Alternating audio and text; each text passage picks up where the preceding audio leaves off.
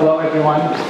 Thanks so much for joining us today. My name is Miguel Amado. I'm director here at SIRIUS Art Center, and it's a great pleasure and a great honor to welcome you to the launch event of this exhibition, which is our own tribute to Brenda Moore-McCann, who has exhibited here in the past and who has created a mural that is behind these walls in 1996, which was then restored and represented in 2018, and now it's preserved behind this wall. So the story, the connection between SIRIUS and Brenda Moore-McCann, also known as Patrick Ireland, is long and very rich. Probably, maybe we'll speak about that, but Brenda Moore-McCann also immigrated to the United States from Cove, so there's lots of connections, relationships, and layers between his life and practice and this place. I'm very honored, and it's a great privilege to have with us Christa-Maria Lerm Hayes, Mia for friends. She is the curator of this exhibition, and she's an expert and a close collaborator of Brian. She's joined by Brenda Moore-McCann, another expert in Brian's practice, a close friend and collaborator as well, and Sarah Wilson. Mia, who is also very connected to Brian's practice in terms of research and writing and thinking. Sarah joined us from London. She's a professor at the Courtauld Institute. Mia is very connected with Ireland, and she's currently working as a professor at the University of Amsterdam. And Brenda is also an art historian and works independently in various functions and roles. So this is one of our ways of launching exhibitions now, which we focus more on discourse and enabling audiences like you to engage with speakers in thinking and practices. It's great, and we are developing this trend of work to try to generate more criticality around what we do and around art today. We are launching another exhibition next week on Saturday, which will be by a young filmmaker, Canadian-Irish filmmaker called Marie Purnell. There will be another event similar to this with her and art critics from England called White Cube, and that will be in that room next door. After that, there will be a series of events across the summer, more exhibition launches, and in June we will have a summer school led by Mia that focus on different aspects of Brian Moore-McCann's practice and its connections to other themes, from social practice to James Joyce to events that took place in Cork. All of this is advertised in our social media channels, particularly Instagram, and also on our website, which we are going to relaunch soon. And there's a little bit of information here also outside. I'm very thankful to my colleagues here, particularly Aideen, Angela, Jason, Nico, Sarah, and also collaborators like Jack, Brian, Kira, home, and outside we have Leah and Barbara. So thank you so much for joining us today, and we hand over now to Mia. Thank you so very much, Miguel, Aideen, the team. It's been a wonderful experience being here now for the second time as also part of a university kind of secondment, EU-funded project that also takes Aideen to Amsterdam and so on. There are so many things, and especially people coming together. You have come here today, and many of you know Brian very well from either 1995-6 or 2018, when, as Miguel said, the wall painting was revealed again and restored. There are many of you who have an emotional investment in his work, and so you already know that this is more than just putting a few nice-looking things on nails on the wall. And this is what we want to together tease out a little bit from each of our own perspectives.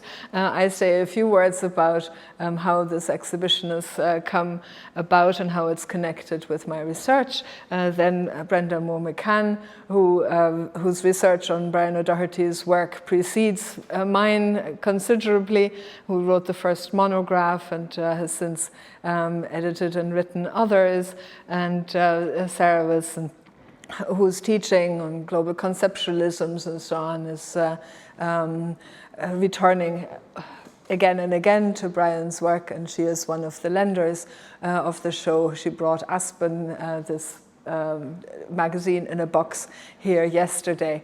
And speaking of lenders, Brenda and her husband Sean lent us that beautiful sculpture in the corner, and Peter Murray and his wife lent us the study there behind Miguel on the wall.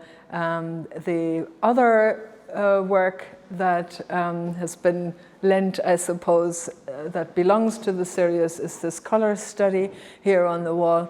And then there are two loans from IMA, the Irish Museum of Modern Art, thanks to Christina Kennedy, who can't be here with us today as she's far away.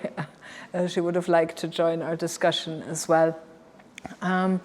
And the other works have sort of accumulated in something that I hope I think I can describe as a friendship that built over years. I first encountered Brian's work when I moved to Ireland, having researched artists who have had formative reading experiences of James Joyce's works, just like I had when I was about 18, 19, back in Germany. And it just so happened that I would fall in love with an Irishman when studying in London. So we moved to Dublin in '97, and I was working for years on researching an exhibition that then took place at the RHA in Dublin in 2004 for the 100th anniversary of Bloomsday, Joyce in Art. The book for that you can see on the table outside. And I could see from Brian's and Patrick Ireland's work that he had been inspired by Joyce, was very knowledgeable about Joyce. So we talked about that a little, and I asked him to maybe put to paper, write a letter, which he did, about his reading of Finnegan's Wake and how the rope drawing HCE Redux that we were able to recreate next door, how that had come about. So he did that, and that letter is included in a label that once hung in IMA and was misspelled. That's included next door in a vitrine. Going to the exhibition opening with him then, I don't know exactly when it was, in IMA, he noticed all the spelling mistakes, took out a pen and went about correcting the letter about the writers whose writings you can't correct because it's likely intentional, the sort of multilingual layers and the variations on spelling and so on. So he wrote underneath, corrected by Patrick Ireland. So that's next door. But I went to visit him in New York in 2003, directly in preparation of the exhibition in 2004, and he kindly invited me to lunch, sat me down, and the first thing he said or asked was, "So, is it all Irish artists you're going to have now in that show that you're planning?" And I was so flabbergasted, I just said, "Why would I be doing that?" Sort of spurting out. And I think he liked that lack of decorum and decency. Very straight, very kind of upfront sort of engagement, and ever since then he's been the most staunch supporter and great friend, and made possible really with images, information, all of those kinds of things. The edited book that is also outside, that finally came to pass in 2017, was published with an Amsterdam publishing house, which he liked, actually, you know, not just to be an Irish artist and or writer or critic or any of those things. That book grew out of a conference at Trinity College where you worked for many years, Brenda, and the organizers were unable to take that and make it into a book, that material. So I let it percolate a little bit and added to it, and it became a book then, which we launched in New York in 2018. And I had written about Brian's efforts, I suppose, at continuing his writerly career, critic's career, with a commissioned book to be entitled Art Since 1945, to be the art historian as well, which he really didn't need to be because his wife was already that.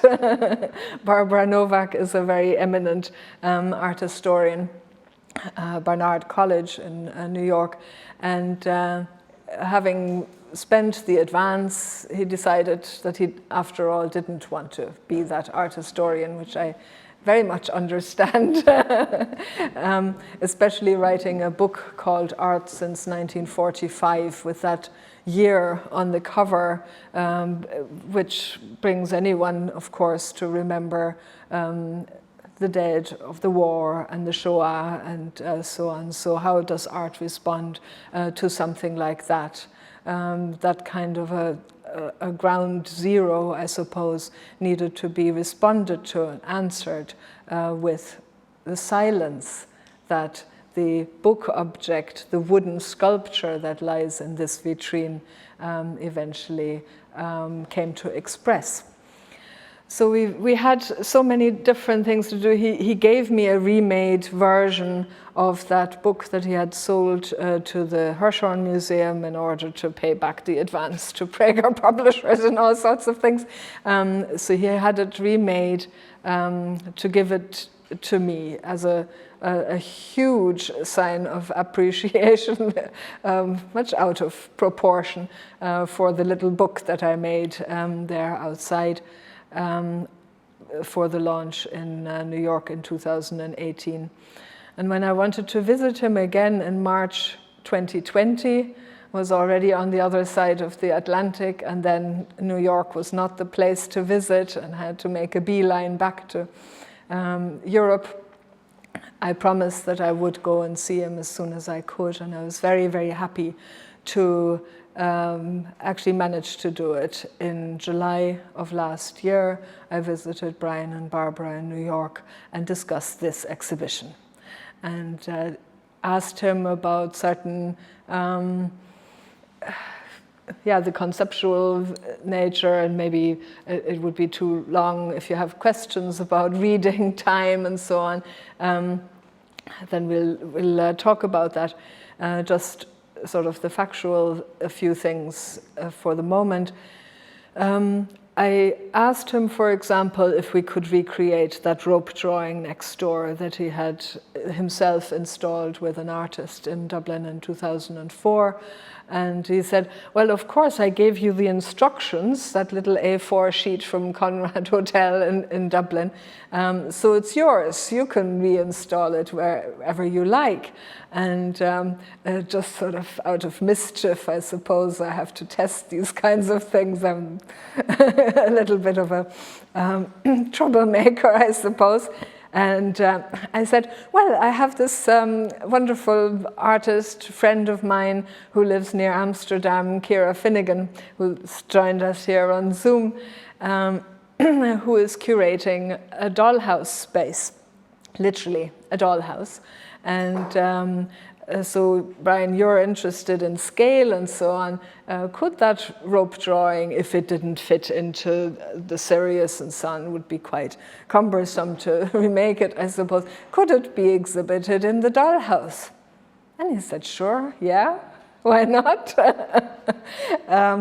So we're involving Ciara Finnegan in the latter sort of parts of this exhibition's programming to coincide with the summer school. She's going to remotely steer what might be happening in the dollhouse, which we'll display in one of the corner windows of this building so that it can be seen from the street, which, you know, of course, is something that is sort of missing in the sense that when you walk by, you don't see that this is going to be this marvelous room and fantastic space inside, so you might just walk by the building. So we have to have this small thing, the dollhouse, draw people in. So we're talking about scale, we're talking about this very building, and I spoke with Brian also about an idea that I had to connect this space here with the site of his departure from Ireland in 1957. He had an Irish wake here, or in Ireland, maybe not in Cove, but that was one of his lives that had already come to an end in a sense. And then he boarded here a ship that took him to the States as a researcher. So we wanted to make that connection between this space and his departure, emigration from Ireland, the sea, the things that are out there, the prison, former prison on Spike Island, the global military complex, the warring world that's out there, pollution, the environment. There were people talking about tidy towns, bumblebees and Cove in this space just 2 hours ago.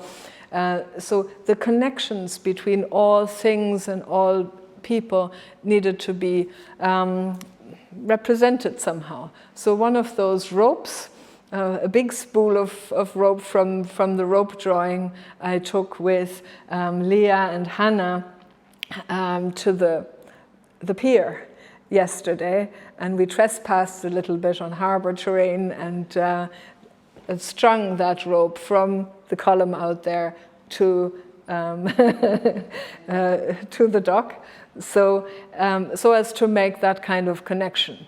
For me, Brian's work demands these kinds of extensions into our own lives, into our own works, and that's what he does, extend into our own lives. So with that, I'm passing on to your life, Brenda. Well, thank you very much, first of all, to Miguel and yourself especially for inviting me here.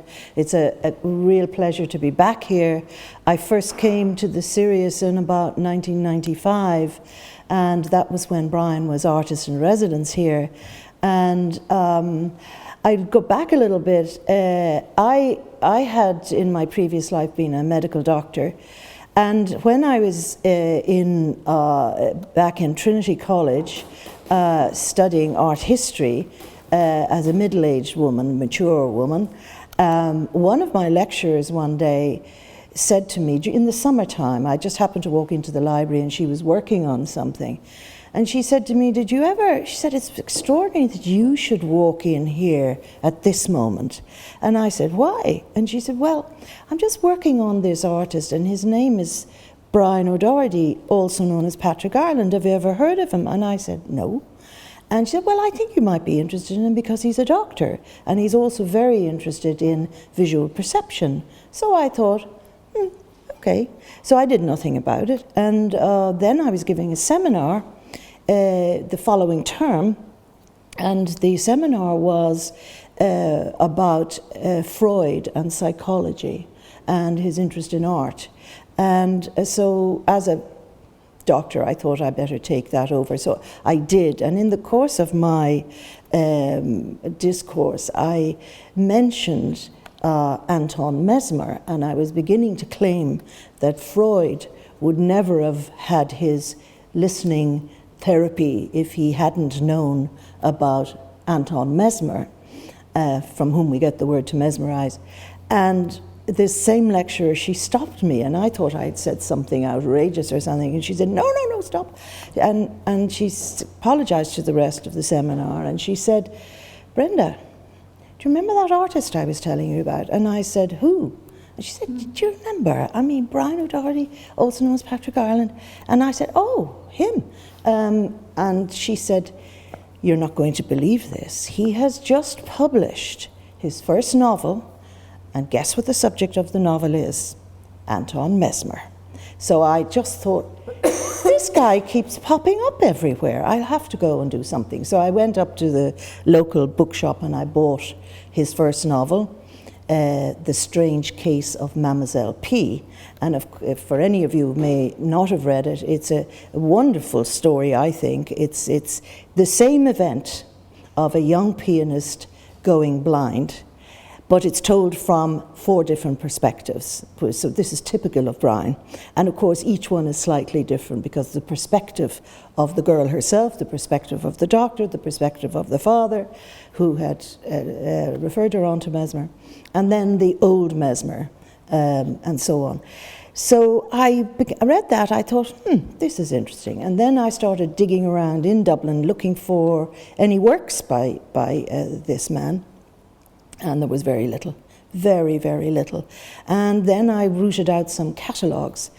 And I have to say, it was the catalogues and his writing in the catalogues, particularly one from '94, a retrospective that he had had in Wisconsin. And that really hooked me because he wrote wonderfully about art, wonderfully. I mean, a lesson in itself about how to write about art, how not to use jargon, how to use metaphors appropriately, and talking about quite deep, difficult subjects with a kind of lightness of touch that I was hooked. And I thought, this guy sounds interesting. So now I definitely have to find some work so I can see what he's all about. So that began, and I've been on the journey ever since, and I'm glad to say I now have fellow travelers, because when I started off, there was nobody. There was no one else. And also, you would have to remember that by this time, in the 90s, the early 90s, Brian was already 20 years Patrick Ireland, the event where he changed his artist's name because of Bloody Sunday in Northern Ireland, a highly contentious historical issue.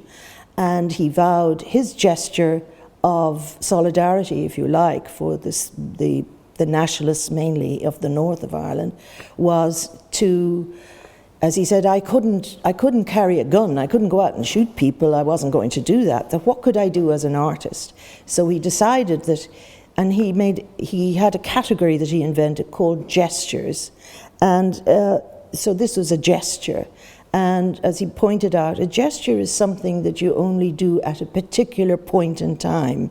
If you do it too soon, nobody notices it, it falls flat. If you do it too late, the moment is lost. So you have to get the timing right. And he got the timing right because, I suppose, predictably enough, depending on what viewpoint or what political sphere you came from, you would view this thing with absolute horror or with favor. And so that interfered with my investigations of him to a degree, because I would go and I'd meet somebody and I would say, excuse me, I'd like to talk to you about Brian O'Doherty. Who? No, never heard of him. And I said, well, have you ever heard of Patrick Ireland? Oh, yes, I've heard of him, all right. Then I would go to another person and I would say the exact same question. Could I talk to you about Patrick Ireland? Who? And then I'd say, have you ever heard of Brian O'Doherty? Oh, yes, the White Cube, yes, I have heard of him. So he kept these parallel characters who were operating at the same time together. And it went on from there. And also, I would like to point out too that many people in Ireland in the south were very angry, even so many years later. They were, one critic, a very prominent critic of a well-known newspaper, I approached and said, could I speak with you? Because I knew he was antagonistic. And I felt it was my job to talk to those who were antagonistic as well as those who were in favor. And so I asked him, could I interview him? And he said, he's not an artist. He's not an artist. And I said, oh, you don't think so? He said, he's a writer. He's a writer. And anyway, I have nothing to say to you. And that stupid thing that he did, you know, changing his name, I've never heard anything so stupid in my life. So that, I didn't get the interview, but what was of interest to me was that 20 odd years on, it still had the power to antagonize and irritate people. So it still was a very powerful gesture. So anyway, I first met him then. I was quite terrified to meet him, I have to say, because the more I read about him, I was thinking, oh my God, this guy seems to have there's so many deep things going on, and I don't really know what's going on. So I learned from the Irish art critic Dorothy Walker, who's a great champion of his, a very early champion of his work, that she said, don't you know that he's going to be down in SIRIUS Art Centre? I said, what? And so I buzzed down from Dublin, put myself on a B&B right across the road from here so I'd be poised to come into the SIRIUS. I arrived in, and the place was absolutely empty. There was a very nice woman called Mary Harris, who was the administrator at the time. And I said, oh, where's Patrick Ireland? You had to call him Patrick Ireland when he was Patrick Ireland, you know. He didn't insist on it, but out of courtesy for the gesture, we all did it. And so I said, where's Patrick Ireland? And she said, oh, sure, he's gone into the Crawford, he's in Cork. I said, what? So I had to get into my car and beetle into Cork.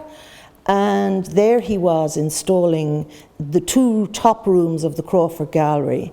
Two room, he had done an all room installation previously in Dublin with the very self-same installation that you have recreated out there. The first iteration of it was in 1985 in the Douglas Hyde Gallery in Dublin.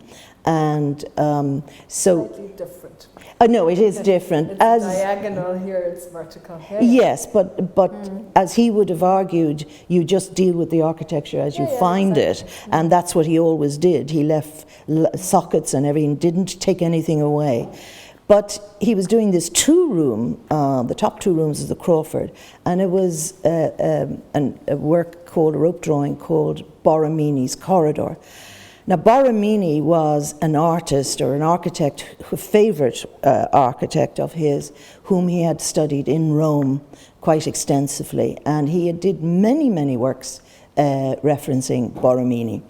And so that was my first introduction to him.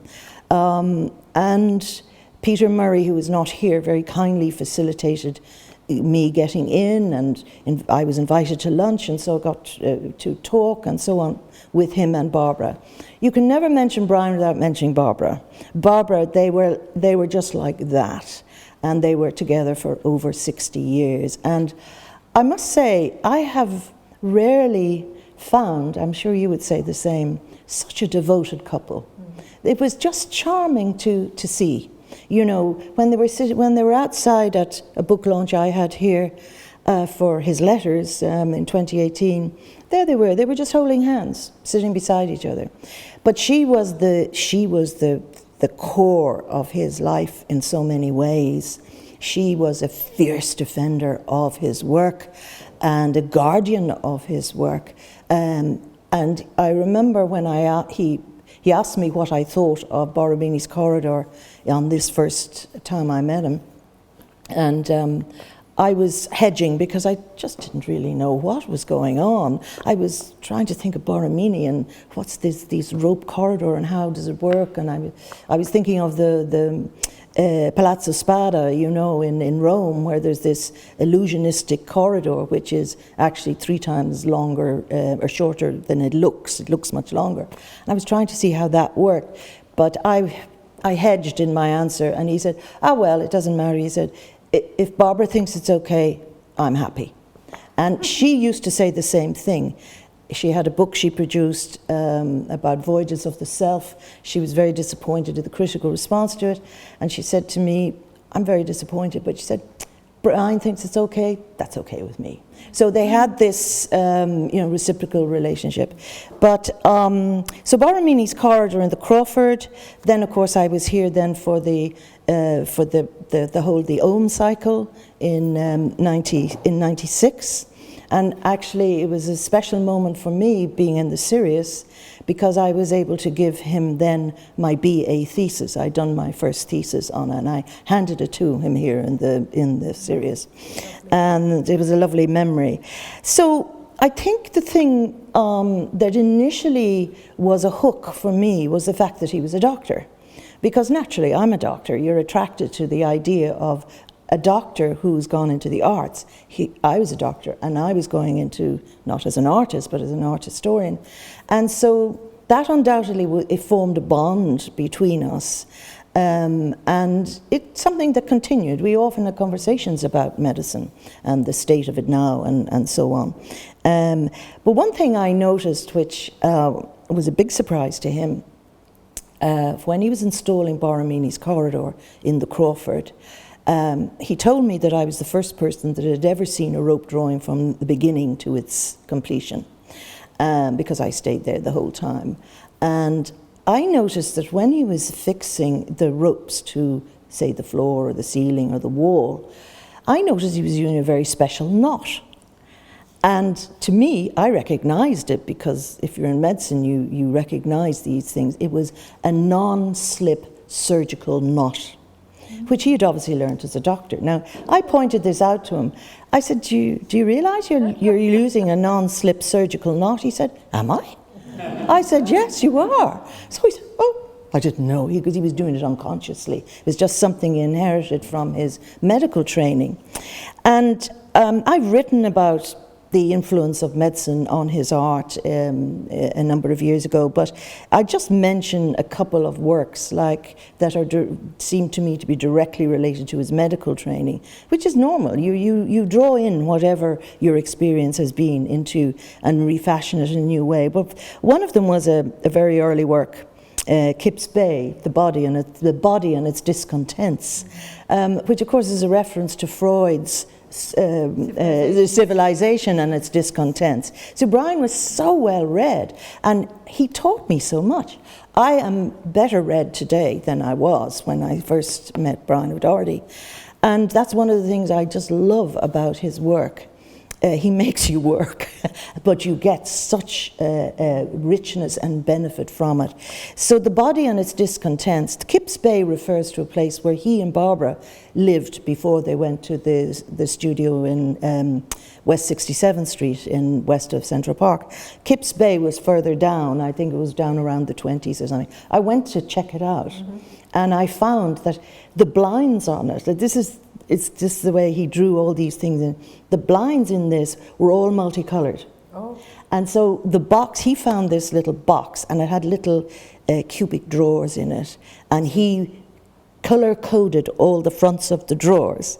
And on each one of them, he put, it could be a part of your anatomy, a part of your physiology, a part of your pathology, and you as a viewer theoretically could actually take this drawer, these little drawers out. It was a typesetter's little drawer where typesetter's drawers. Where They were tiny little things. Letter was placed, and he made another one with the Joycean one. Finnegan's Wake. The Finnegan, he did the parts, same. Yeah. HCE and so on in it, and that was what we had in 2004 as well. Yeah. So the body and literature on the other hand. That's right. And this is medicine here, but also, but his aim to me was the same in these two little found boxes, as you say. In Finnegan's Wake, now you're better equipped to describe it or discuss it, but to me, what he was doing, because Finnegan's Wake was a novel, if you like, or a book that totally scrambled language, mixed it, had so many different languages in it, didn't it? I mean, Italian and other languages. And so his idea was that if we came along and we took out these little boxes, we could scramble language. We could make our own Finnegan's Wake. Exactly. Isn't that right? Yeah. Well, that was my interpretation, and I'm glad you're the expert. But in the same way, this little box with all the anatomical names and descriptions, like, of the body, you could take them out, and so you could create a phantom patient. So this is the kind of the humor that was going on. And of course it also was a very early nod, I think, to his very definite wish to have nothing, get rid of the author, the creator, bring the viewer and make them a participant into the whole exercise. I think that's a really essence of his work. Perfect moment to hand over to Sarah for because I could go on all day. Conceptual art, and maybe you'll make an exhibition about Brian's work with, in relation to the body. This is not it, but. Oh well, I am very, very happy to be in Europe, and I'm very, very happy to be here. And I'm really a latecomer. I came yesterday and I discovered everything about the SIRIUS Art Centre, and that Brian behind this white cube is haunting us with his mural. I discovered yesterday. I unpacked with Mia, because I didn't want to do it without the Mia magic touch and share this sacred moment for us. I unpacked my recent and amazing for me purchase of Aspen, which has been with me and haunting me for many, many years, but we did it together. And within about 20-25 minutes, we swished everything around to make obviously a very unique one-off display which will never be repeated. And of course my story goes back a very long way, but it's not a Brian story. And of course now I would love to have known him and had that personal experience you had so very, very much. So in fact, I began my professional career, I suppose, in a way as a student reading English literature from Anglo-Saxon, let's not say English, from Anglo-Saxon to Finnegan's Wake, with a little bit of a postscript. Beckett was about as far as I went before Beckett's silence, and the fact that things after Beckett were always worse than the transition from Joyce's fullness to Beckett's emptiness was such that I actually left my own language deliberately and went to France after also doing an MA at the Courtauld Institute of Art, where the dumbness of art was one of the big fascinations for me. So coming back to conceptual art and art's relationship with words was like a big loop for me. But also, there are stages on this trip, and I was just telling you, one of the big things for me was Mallarmé, because when I was at Oxford, I was very entranced. It was a moment of the rediscovery of French symbolism, and I absolutely adored Mallarmé. And then many, many years later, I wanted to talk actually about the shock factor, because basically Brian's work, from something so enormous that I knew about in advance, but to this cardiogram or cardiogram of Duchamp, it gives you a shock factor. His modest proposal there, the island that's eaten out and self-inverted into a complete island, his modest Swiftian proposal has got a shock factor in it. And when in 1993 I went to a sublime exhibition, which he was not included in, which got a deliberately mixed up title, Poésure et Peinture, instead of Peinture et Poésie, painting and poetry. I can't do it in English or Irish. When I went to that, under the dome of a magnificent 18th century chapel was Mallarmé's white fan inscribed with work, and that gave me a shock. And actually, because of this shock factor, I want to go back to my first ever formal lecture on Aspen, which was in Poland. It was something curated by a student of mine, Sylvia Serafinovich, who'd shown Aspen, unbeknownst to me actually, at the Whitechapel Art Gallery. I didn't see the exhibition of Aspen that she curated with a Japanese curator. And she went back to Wrocław as a curator and made an exhibition called Playground. Where's it gone? So it's got to be the right way around. It was called, oh, this is your wonderful words, oh yes, Playground, Artists, Magazines and Books as Sites for Art. And there what she did was actually use Aspen as a precursor for the whole history of Polish conceptual art and Polish book art. And in that I actually gave a talk with a very wacky PowerPoint with a lot of French sources that are not necessarily very Brian, but to do with Mallarmé, called of course Authors Never Die, Barthes Mallarmé, Barthes Aspen, because of course one of my other heroes is Roland Barthes. And Barthes agreed to do this wonderful work under the aegis of Stéphane Mallarmé.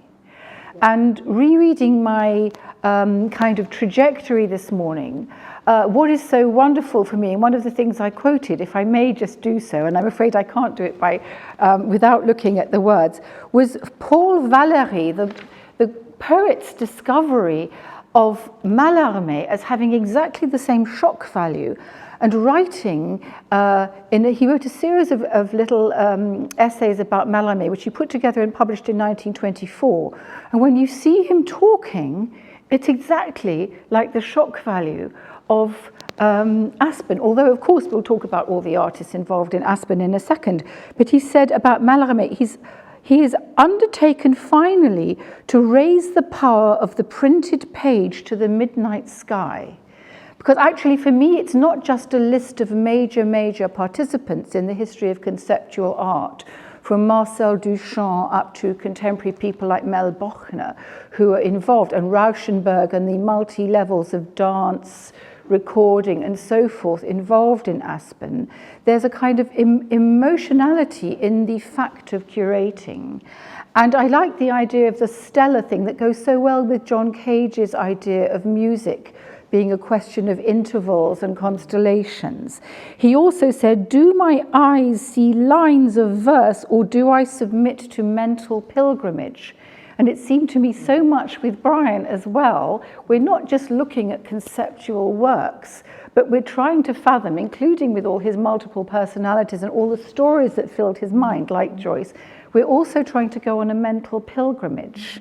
And then he said, here space itself truly spoke, dreamed and gave birth to temporal forms. Expectation, doubt, concentration, all were visible things. I could see silences that had bodily assumed shapes. So what is very bizarre is when you look into the case of Aspen, you see things that are simply signs of other things and other times and other spaces, and the time you might have yourself if you were able to play Duchamp's record, The Creative Act. If you were actually able to play this tape whose end has got a little bit frilly, so I don't know if it will ever be possible to play that tape, but actually play the tape and see Rauschenberg make noise to which he danced. There like a million different, not a million, that's an exaggeration, that's rather constellation-like. There are very many compressed time capsules and adventures, but they all involve emotion and sort of the idea of creation that Duchamp put into the Creative Act.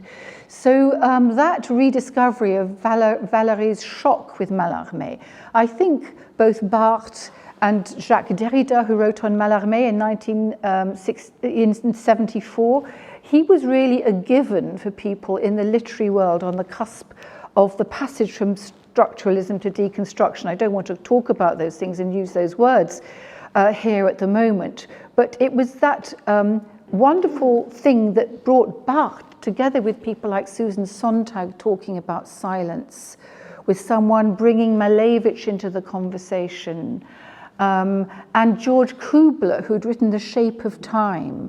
And so there was this multi-layering that when we look, if we know, the signs are there to make a kind of potentially orchestral or constellar experience. So you're not just, obviously this isn't a visual experience when you look into that box. You can see the carefully arranged, contrapuntal, I may say, arrangement we managed to do, including dark and white and so forth in there.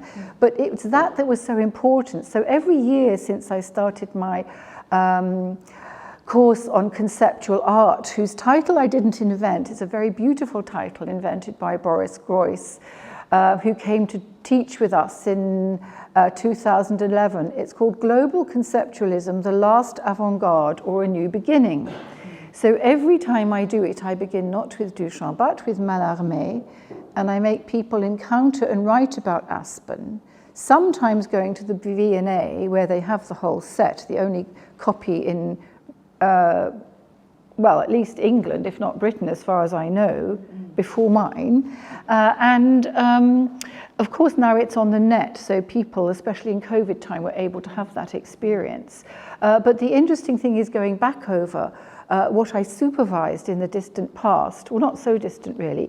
I found that with my encouragement, of course, one of my students, Tom Scott, who now works for the Paul Mellon Centre, had got original correspondence with Brian about his Aspen. So if you'll just permit me, I just read two unknown quotations by Brian, hoping that they resonate with the walls and may feature one day in the future. So I'll just go on to it. It's hiding away somewhere here. Yeah, these are the quotes that are in Tom Scott's thesis. So honour to all authors, and of course I really object to the way that academe thrusts the death of the author with no context, without this context, onto students as a quote-unquote theoretical text, not understanding the wonder of its authorship. So this is why my lecture was called Authors Never Die, and of course Brian O'Doherty never dies. So this is what he said to Tom Scott. This invisible grammar can be read within and between categories as a function of placement. It can be pointed to imply different systems in languages. Some of these languages we have not yet deciphered or invented. To identify such a grammar, to read such a language, constitutes a test for the reader. Author-wise, I must give a little bit of author in parenthesis to Andrew Stafford, who is the person who actually put the UBU, which is accessible to everybody, on the web. He comes in just there. And then another thing he said to Tom, and this is rather a lovely place for me to end my formal intervention, it's interesting that the contemporaneity of the box has increased rather than decreased over more than 40 years. That was the idea. The box, as a composite artwork, rotates its multiple faces to widely divergent inquiries and interpretations over time. So the lovely thing is that Brian is an author who never dies, who's with us, and the box is acquiring another face in our time. So thank you. That's my little latecomer intervention. Could I just say that what you've quoted there, that's Sigmund Bode at the beginning. At the beginning was indeed Sigmund Bode at the beginning of Aspen, yeah. The end was the email, yeah. Right. So, No, I thought you were saying that was the email. I did indeed say The first bit. Sigmund Bode, his first pseudonym that he invented in Ireland. Freudian, going back to you, the Sigmund. Yeah, well, he hated Freud. And because that's a combination, Sigmund Bode is a combination of two people he detested. He detested Freud for his theory of the superego and so on, and he hated Wilhelm Bode, who was the director of it's now called the Bode Museum, because, see, it all gets complicated, because in Berlin, I should have said, yes, thank you. Wilhelm Bode is very, very powerful and important art historian in the 19th century. Yeah. And he contested vehemently the theories of Giovanni Morelli. Now, Giovanni Morelli was Italian, but he was trained a doctor, trained in medicine in Germany, because in those days, as a Protestant, he couldn't get into university. But the thing about Giovanni Morelli was that he was a theorist about art, and Bode violently disagreed with him. The other thing about Giovanni Morelli is that, apart from being a doctor, he never practiced as a doctor. He did comparative anatomy, and he actually, the extraordinary thing is I had written an essay about him as I was going through, and then one day Brian and I were just talking, and somehow we discovered, I or he mentioned Giovanni Morelli. I said, oh, you know Giovanni? He said, of course. He said, I Sigmund Bode and so on, it's related to that. And it's because Giovanni Morelli used pseudonyms. He wrote books under a pseudonym. He had, so Brian, of course, was madly attracted to that. And so that was another thing that we had both had in common. But anyway. So you realize what's happening here? It's complicated. We're coming from one thing to another. And the thing for me, possibly, if you allow, would be to take up a few of those threads. We're spinning, spiders' webs around here, and hope that some of these strings land in your lap as well, to take them up and go further. But just to take up a few of those little pointers that you gave, Brian's voice is something that I wanted to include in this exhibition, and he gave me a recording on a tape, which Aideen kindly transferred to digital. So Brian O'Doherty reading Finnegan's Wake can be experienced next door, and it really is a virtuoso performance. So the shock that you were speaking about is something I think that many of the sort of points of reference, including James Joyce, had in common, because Joyce took up the sort of use value, I suppose, of everyday utterances that suddenly turn out to be more meaningful than the speaker has actually realized, a little bit like a Freudian slip or something like that, but not a slip, but really an epiphany. Joyce sort of secularized the Christian term of epiphany to mean really everyday life being valued at another level and brought into art, and even functioning in a portrait of the artist as something that leads to another new kind of era or a new stage of development in a young person's life or something like that, like a rite of passage.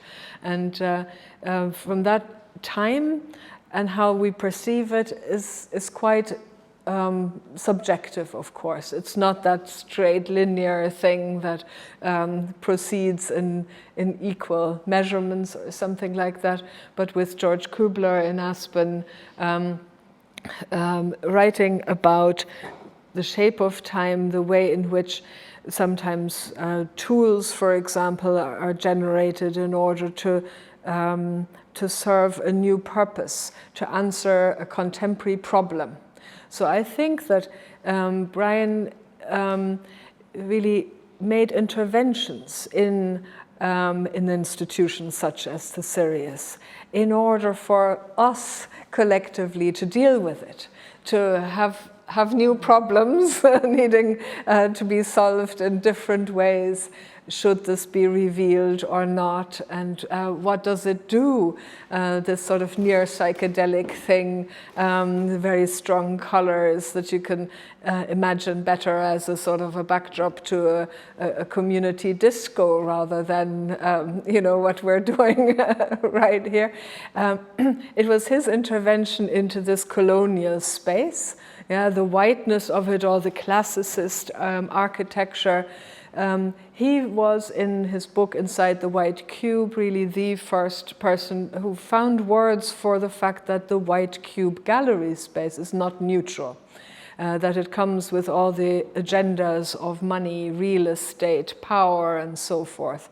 So he, as an Irish person, knew very well that such a classicist white space would have those kinds of associations with power as well. It's like a Grecian temple, and Grecian statues and so on were imagined to have been white, but actually they were very garishly colored, just like whatever is underneath here. So he inserted the, I suppose, indigenous coloring, the preference for loud colors that people take from their daily lives. Yeah, the epiphany, I suppose, of multicolored doors in Cove, say, that came from the fact that people needed to paint their doors with the leftovers of the paint that they needed to paint their boats with, and they needed to be colorful in order to be seen in the fog and save lives. So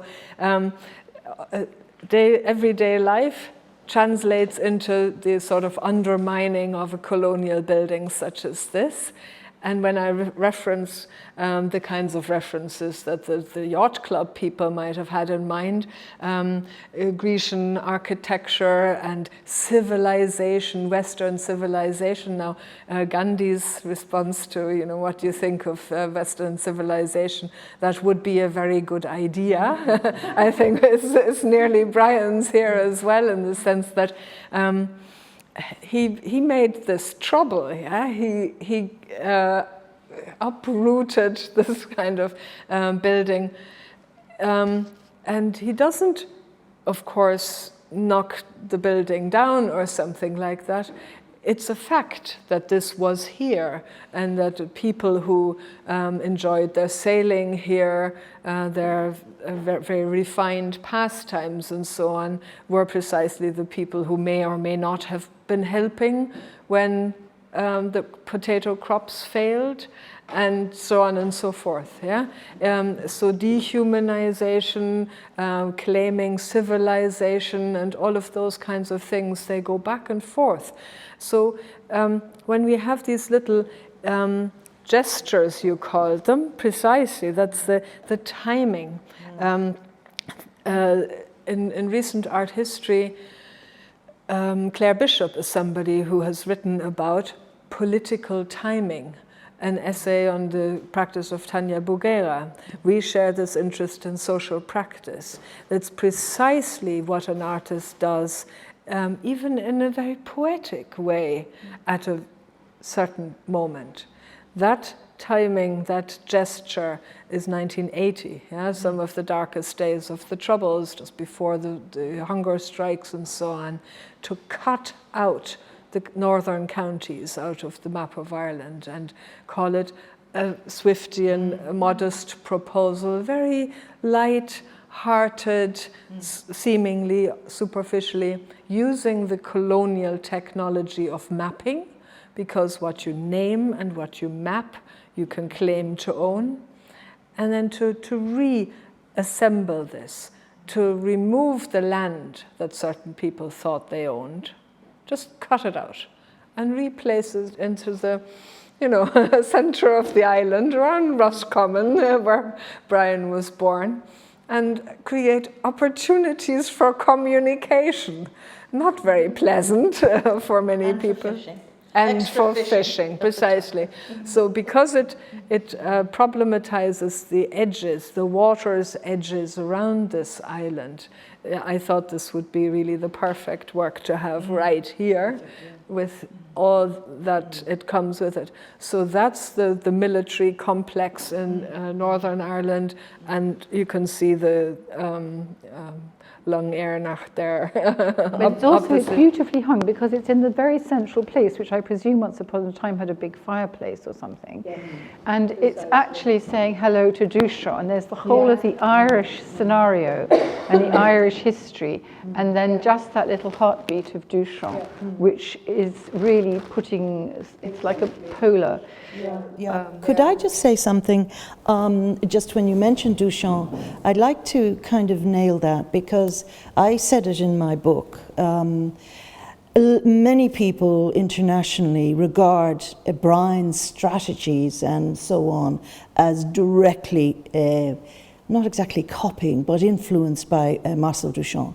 It is true, he was friendly with Marcel Duchamp. He did the portrait, as we saw here. But that's an ambiguous kind of portrait. Yeah. And a lot of people don't get that, they don't know. But apart from that, I would like to say, I placed probably a key touchstone for him was in Irish literature, and specifically with Flann O'Brien, who was also his real name was Brian O'Nolan, and he wrote for the Irish Times under the name, well, he wrote novels and things under Flann O'Brien, but he was also Miles na Gopalín, and so he had a number of, and he was incredibly witty, and I think scholarship is catching up with him now. He was his reputation was somewhat, I think he thought himself, clouded by the prominence of Joyce. So people didn't know about that much about Flann O'Brien. But he's incredibly witty, with incredible erudition underlying them all. And so that would have appealed to Brian. And what about Thomas Sterne? Oh yeah, Lawrence Sterne. No, could be. I never heard him talk about him. But when I think the critical element of that Duchamp portrait goes back to the medicine, I think. Yes, and that is that in conceptual art, of course, you prioritize the thinking, and it doesn't need to have a physical reality and whatever as to be an artwork. And yet, Brian O'Doherty, as a medical doctor with this ECG, proves that Duchamp, in his latter years, when he was claiming not to be making work, having fallen silent and just played chess, he still was making observable form in heartbeat, through breathing, through the electrons swishing around in the brain, that kind of thing, so that you could never have the Cartesian kind of separation of brain and body. So he was always the person to reinsert the body into the sort of conceptual Well, frame. I certainly entirely agree with that, because Brian never forgot the body, he never forgot the senses from the very beginning, even though he was a conceptual artist, which means all thinking. He was not like other conceptualists in New York at the time, because of course his art came out of New York conceptualism, and who were tremendously ideological. And he told me once that Eva Hesse once said to him, because he was using colour with his drawings and so on, and she once said to him, "I hope you're not going to get too lyrical." And he said... She was a very good friend at the same time. She was a good friend, but yet he refused to exchange an artwork with her, which he regretted. But he said she was trying to give him one of those dangly things, and he kind of thought that was a bit peculiar looking, so he didn't take it. And he said, "What a fool I was, what a fool I was." So... But you're mentioning New York and the body and so on. He was also an administrator of the National Endowment of the Arts.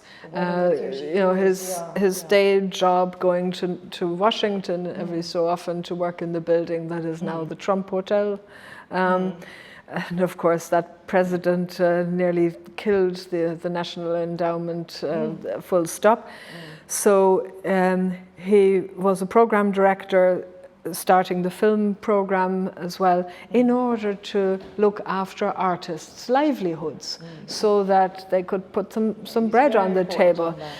So these kinds of strategic things, making artists be able to eat, therefore being able to make work, and so on. So that's really he placed the artist center stage in an administrative sense. But he didn't get paid very well, because he was only part-time.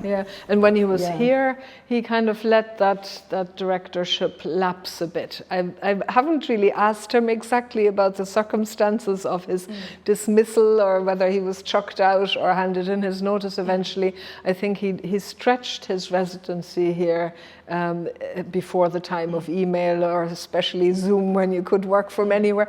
But he was just away. He wanted to absent himself from the States, from the sort of culture wars that were already raging after AIDS and all of those kinds of things. He was very eager to fund art of minority artists, underrepresented communities. Yes, exactly. And young artists. And he had to go back and forth as well. So once he had decided to call himself Patrick Ireland and the whole sort of hoo-ha broke loose, that was when they went to Italy and bought that house that he eventually painted just like this room on the inside, in order to have a sort of a calm environment.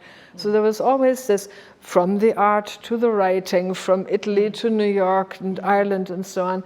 And this is partly, I think I should tell you why I actually invited both of you. I mean, Brenda is obvious because nobody knows as much about the work as you. But Sarah, we encountered each other first in 1999 on an art critics trip to Poland.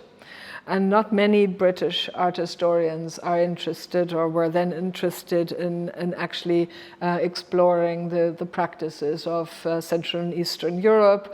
I was born in East Germany, sort of socialized in sort of dissident circles, for lack of a better word. And I've always sort of looked at art and culture sort of from this kind of vantage point of the margins, working on Joseph Beuys, who brought European sort of peripheral locations like Ireland and Scotland, the south of Italy and so on, to central spaces such as Documenta. And I really value very much that you have invested in this. And when we talked last night, another little detail about what you also described just now, going to France to do your PhD, you told me that when you lived there as a young researcher, the bus stops had been named after resistance fighters from the Second World War. But they were in parts of Paris, please correct me if I'm wrong, where the next generation of very different kinds of resistance fighters were planting bombs, not realizing that the naming of the places could have provided openings for solidarity or something like that. Yeah. So Brian is somebody who was of course of a sort of a Republican persuasion, but not because the Irish are always good and the British are always bad or something like that, but because of the principle that underlies this, that social justice, equality are the things to fight for whoever it concerns. Yeah, so it's a principled, it's actually, I dare say, a pacifist stance that could give us a great deal in our present warring world. So these kinds of potentialities, these affordances, I suppose, that he placed strategically into our hands, and us kind of being the carrier of this stuff on the nails doesn't do the job on its own. We are collectively doing that. But also what I was saying had a certain poignancy, because he works with humor and irony. Yeah. What I was really saying was that the Communist Party after the war had labeled not only the streets but also individually some of these bus stops after resistance fighters. But the pathos of the situation is what was the original Red Belt is now full of immigrant populations to who these names mean nothing. So they're completely oblivious to these wonderful gestures of commemoration. And I think in a way, we keep putting Brian in kind of the long perspective, the longue durée, and talking about Ireland and the literary side of things, but also the fact that he was so on the ball and a man of his times, really curating, one could argue, the first really major conceptual exhibition which linked to precursors. Yes. With Raoul Hausenbach, for example, an old Dadaist who turned into a psychoanalyst in New York, getting all the absolutely right people together and putting them into the present. There's we've talked about the relationship with time, but the relationship, I mean, he's always at this fantastic intersection of the synchronic and the diachronic accents. And it just so happened that when we launched the book in 2018 in New York, the people who were present were Gregory Cholette, last summer's summer school convener here, with his Queen's College CUNY students. Social practice, Master of Fine Art is what they're doing there. And Greg was very surprised, really, to learn about Brian as the previous generation of immigrants to New York who already had this principled stance, that kind of social practice. So you could go back the longue durée and say that the generation of Thomas McGreevy, who was Brian's mentor in New York and friend of Joyce's and Beckett's in Paris before, that was a circle of social practitioners in a way. So now you have all of that, Madame and Joyce and Brian and Greg and young artists who might be studying at the Crawford or elsewhere today. So there are things to be learned and things to find out about, so as to not reinvent the wheel. Yeah, because if you plant your bombs today, the people who might have come before you might have developed much more effective strategies than that in and through art in other ways. So to link up with that kind of lineage is precisely, I think, what this exhibition wants to do. I once gave a talk about his name change specifically. It was in 2004 actually, when the EU was taking in, I think it was 15 extra countries, mostly Eastern Europe and so on. And the Slovenian ambassador was there, and she was involved in this particular conference. So there were many different kinds of presentations about the title. It became a book eventually, and it's called The Poetics of Resistance. But I know I haven't got it right, but it'll come back to me. I presented Brian's name change, and the ambassador she remarked that this is a wonderful example of how to make a peaceful protest. Well, exactly.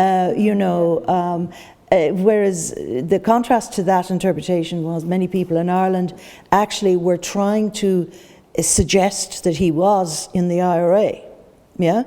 And he told me that apparently some of the IRA, they did try and contact him to see if they could commandeer him and get him, use him. And of course, obviously he didn't. But there was another thing, just wanted to hop back on what you were saying about the colour behind the wall here, the strong colour scheme. I live in Italy part of the year. I'm convinced, because I saw the same with Sol LeWitt, who lived in Italy, coming from New York to Italy. And I think that part of, I agree, Brian said about the coloured houses, that was an influence to him, using the colours in his work.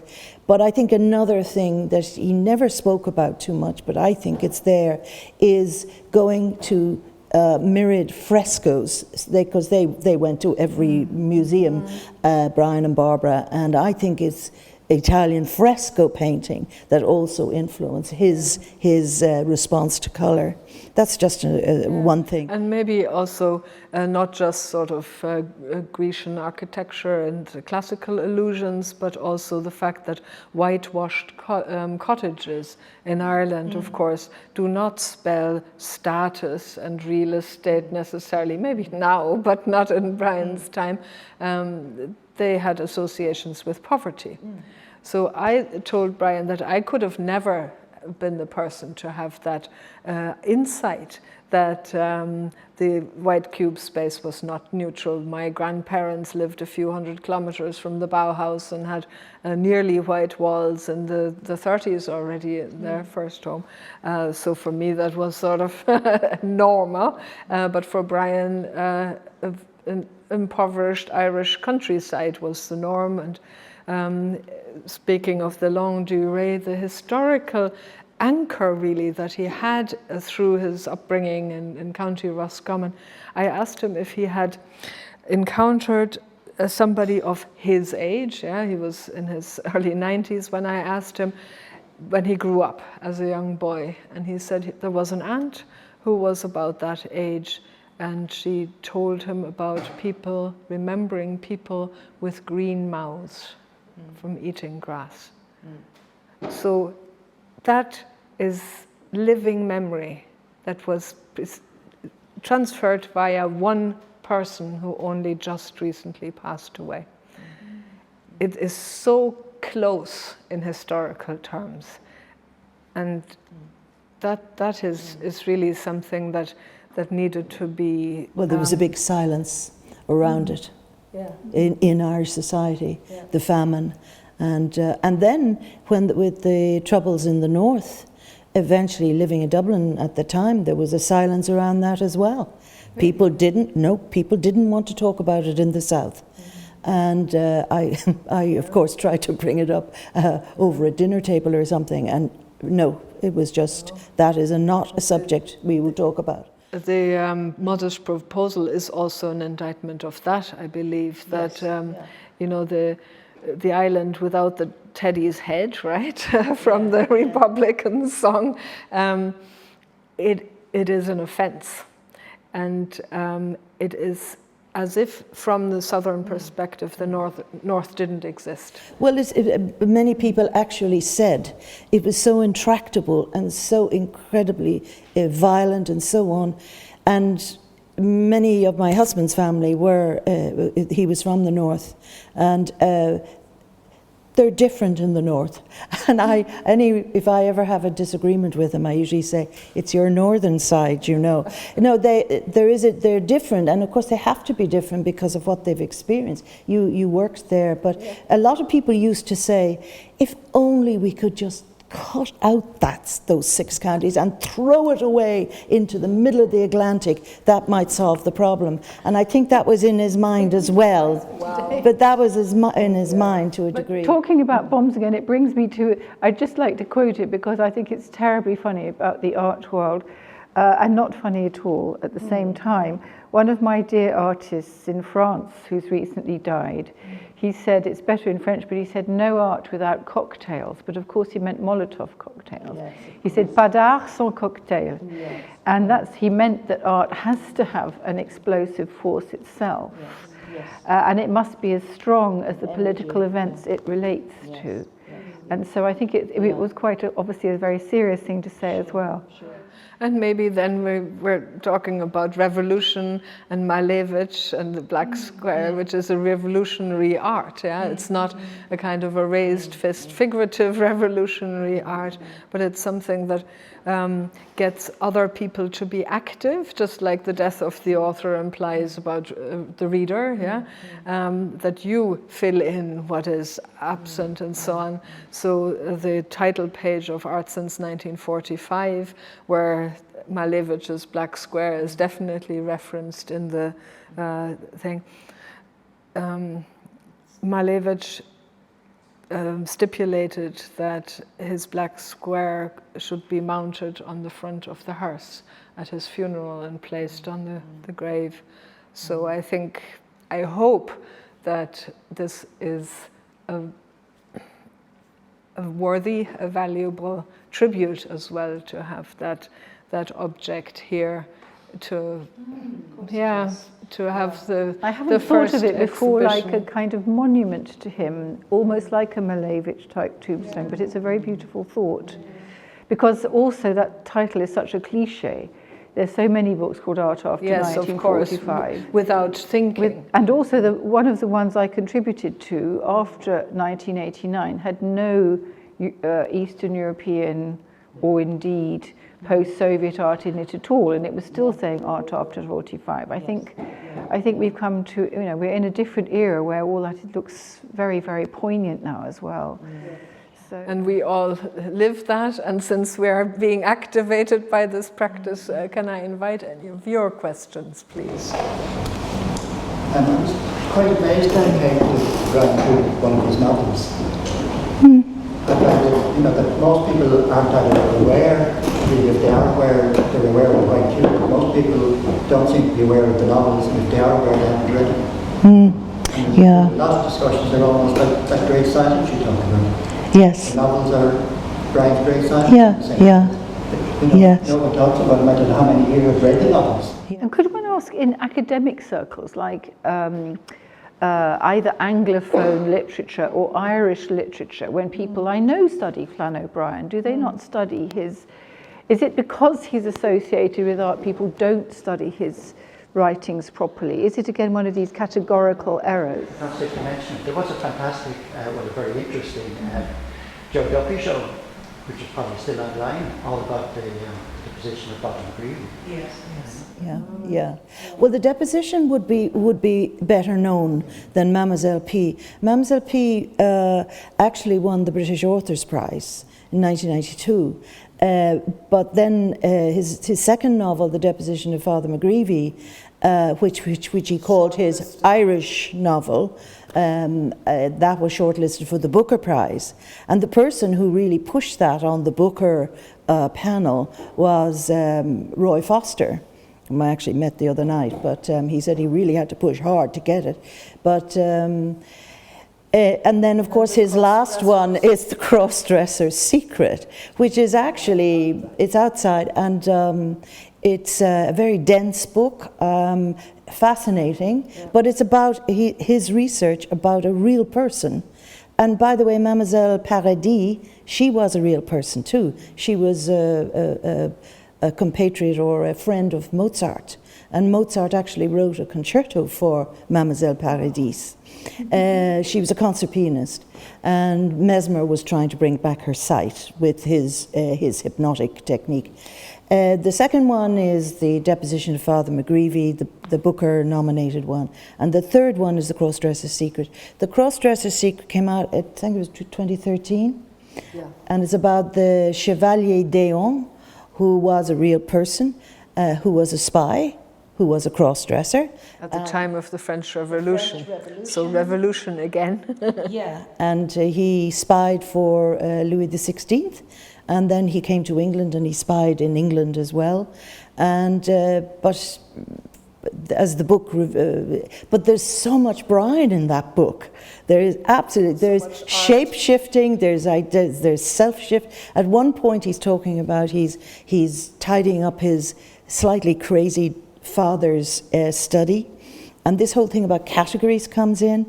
And of course, Brian famously invented the category of between categories, and that's why I called my first book Between Categories, because I think he's right in the middle, and he's defining his own categories.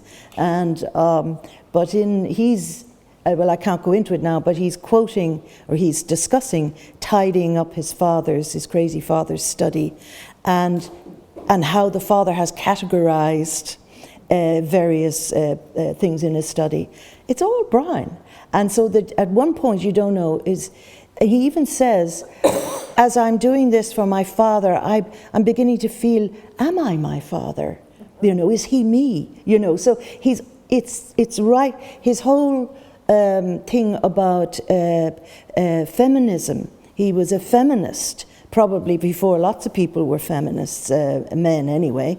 In the early 70s, he famously invented, of course, his female persona, Mary Joseph's Son, which of course is a secularization of the Holy Family, which is typical of him because he was anti the Catholic Church.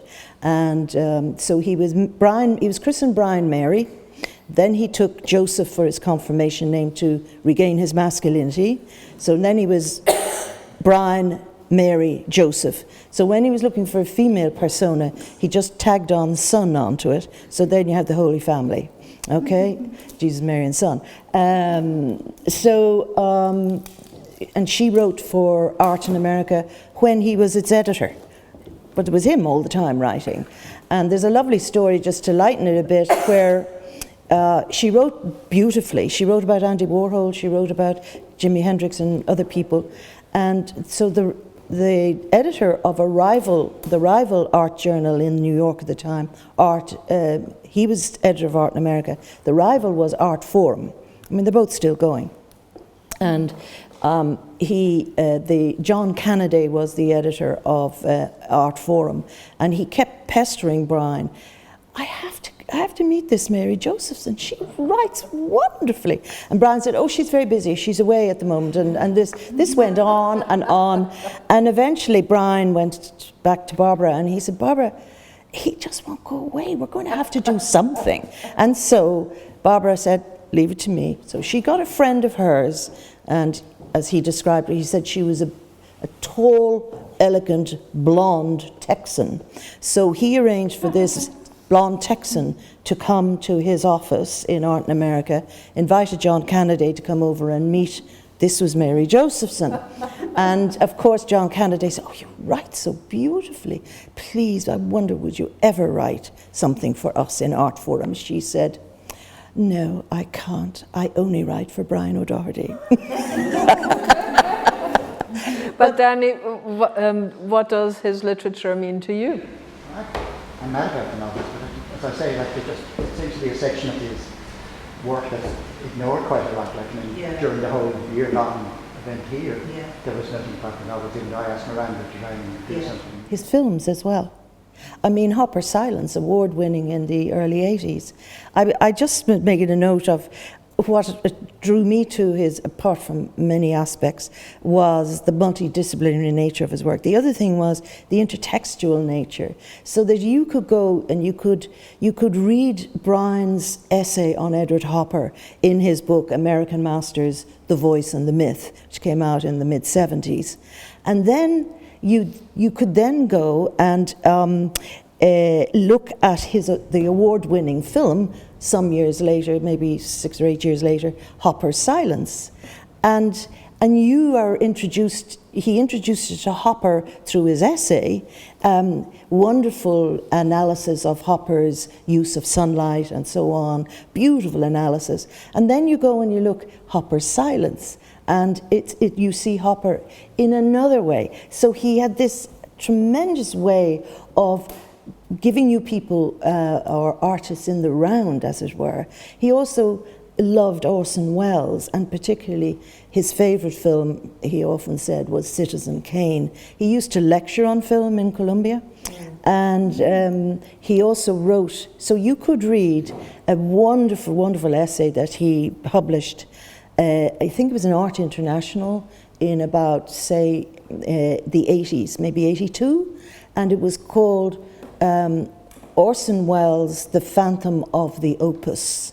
It's a wonderful, wonderful titles, and all his artwork were great titles. But this was all about the film Citizen Kane and the relationship, as he saw it, of Citizen Kane with his use of space and light to Baroque art. It's fantastic. And then you go, if you had the chance, to go through one of his rope drawings, which was a nod to cinema, called Kane.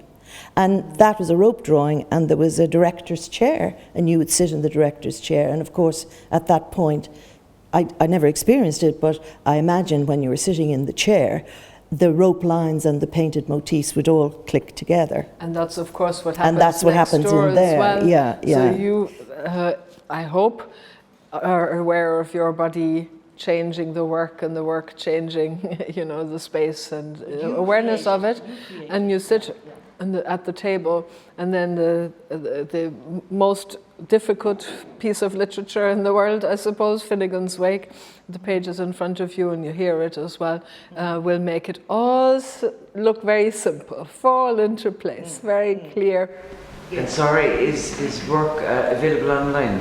The Phantom of the Opus, is that online? I couldn't tell you, because it was in a magazine, an art magazine. Is it? Thanks, Catherine. Yeah. It's brilliant. It's really, really brilliant, isn't it?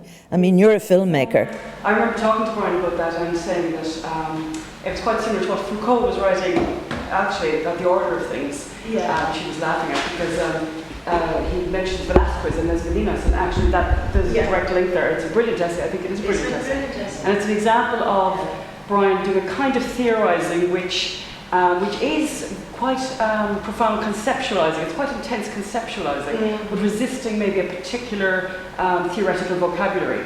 but he is actually theorising at quite a high level. And the way he brings in the Baroque is very impressive, I think. And he was very interested in Leibniz, just as Flann O'Brien was. Brian O'Neill was very interested in Leibniz. And of course, Flann O'Brien had this inventive philosopher as well, De Selby, who had this theory of darkness. So there is that kind of level of layer there. But also Berkeley, who's hugely interested in Berkeley. Very interesting.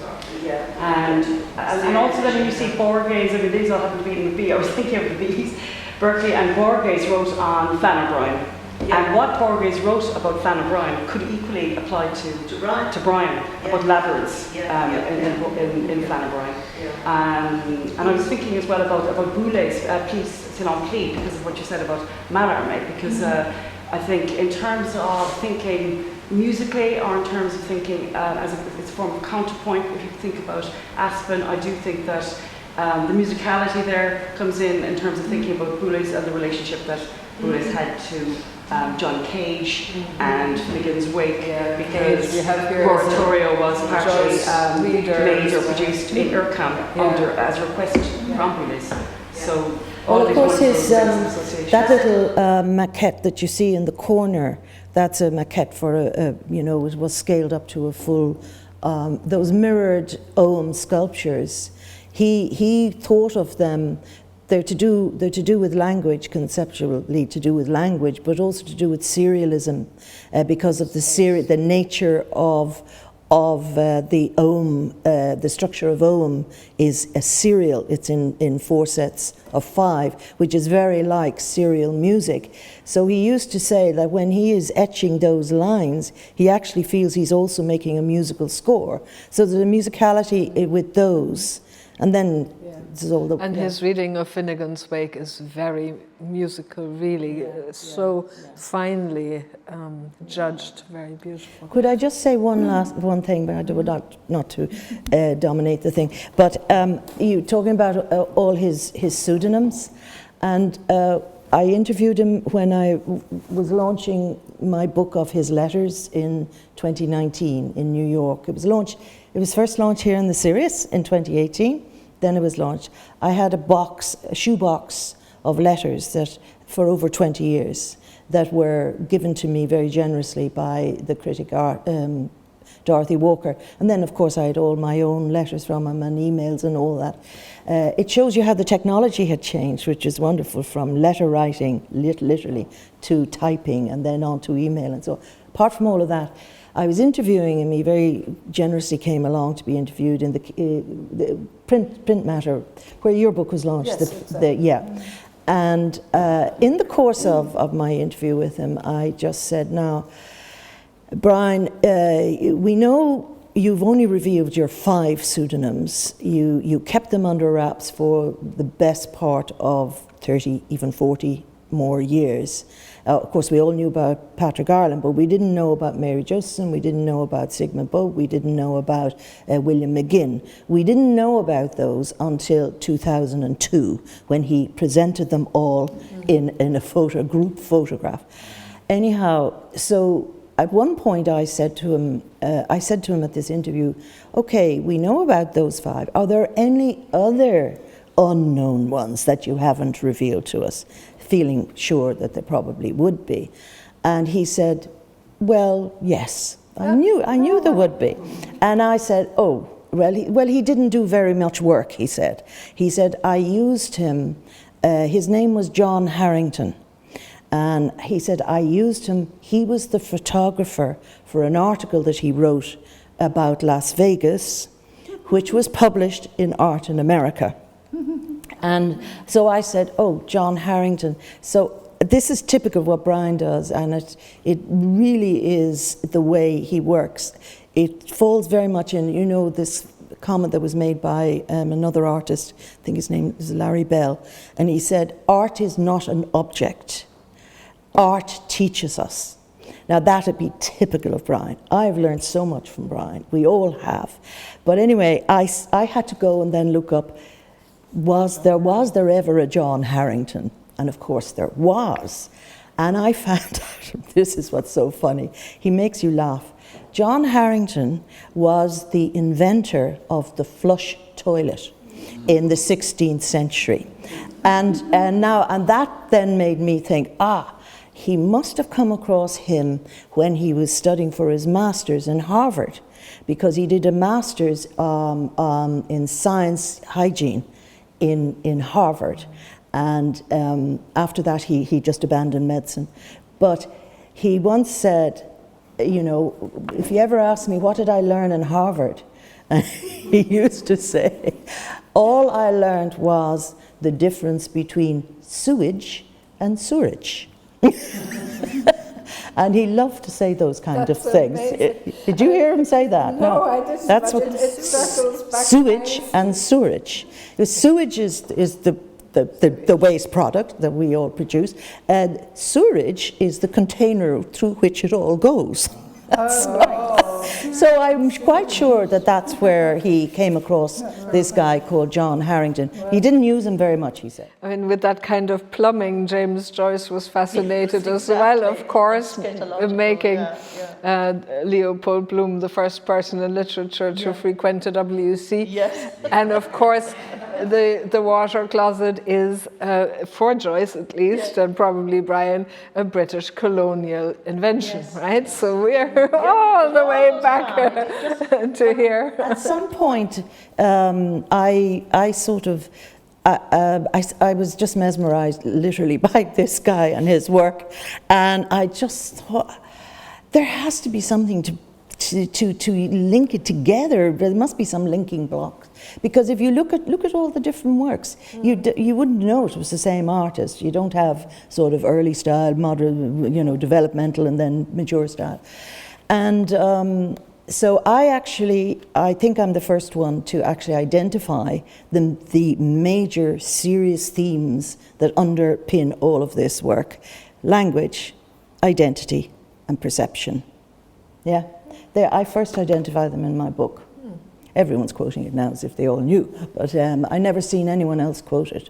So thankfully his work, there's an awful lot more could be done, but... Yeah, and thankfully also it doesn't lend itself to kind of being unlocked with one key or something like that. So there is still plenty for us to do and to think about, to discover here in the exhibition, in the summer school, and not just for art historians, thankfully. No.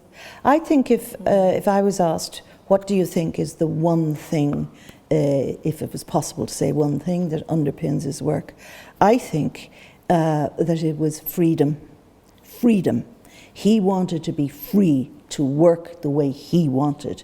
He was not going to be bogged down by any convention of any kind, whether it is what an artist is, what an art object is, what reception of a work should be. He was not going to be. And I think that he actually managed to do it highly successfully. 6 decades of productive work. It's quite an achievement, I think.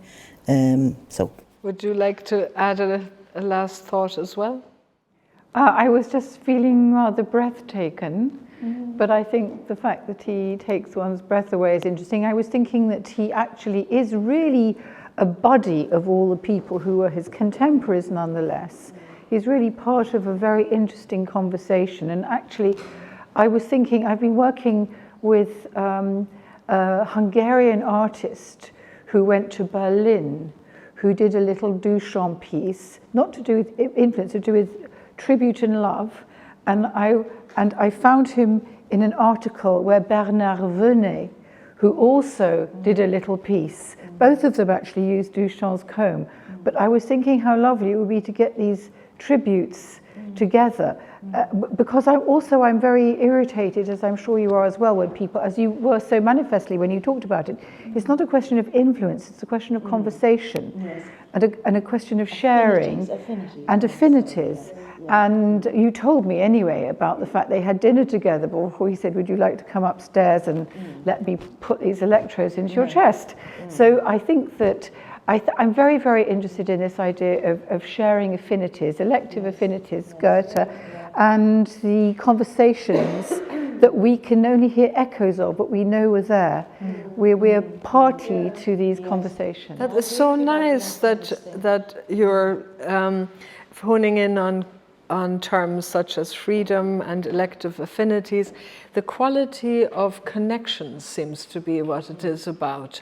And when you add the word solidarity, for example, yeah, I was talking about European peripheries and different causes for social justice and things like that.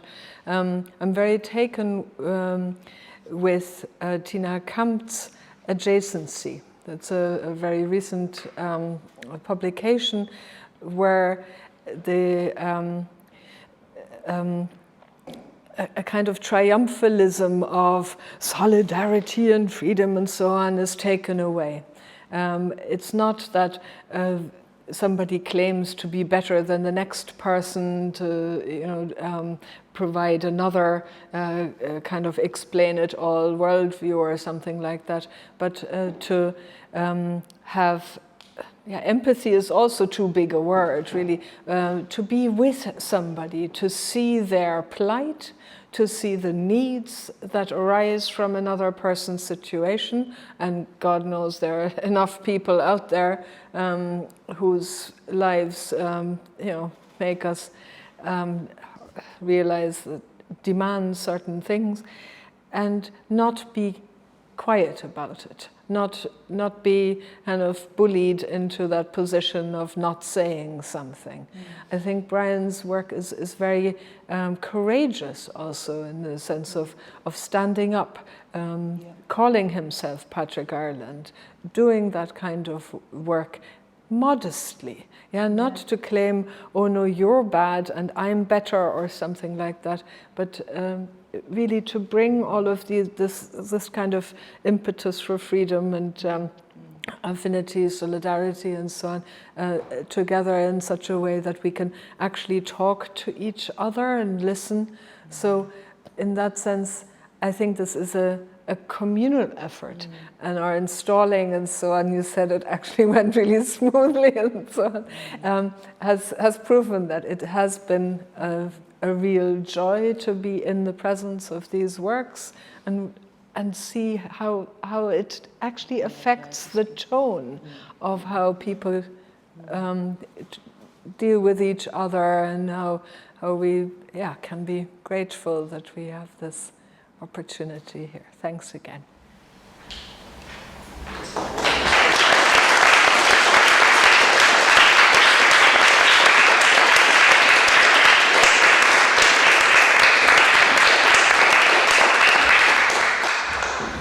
Thank you so much for joining us today. Of course, we can stay a bit more time here. You're more than welcome to ask any question informally.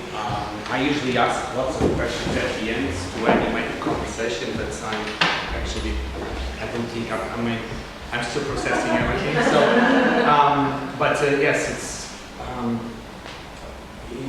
also very emotional. Yeah.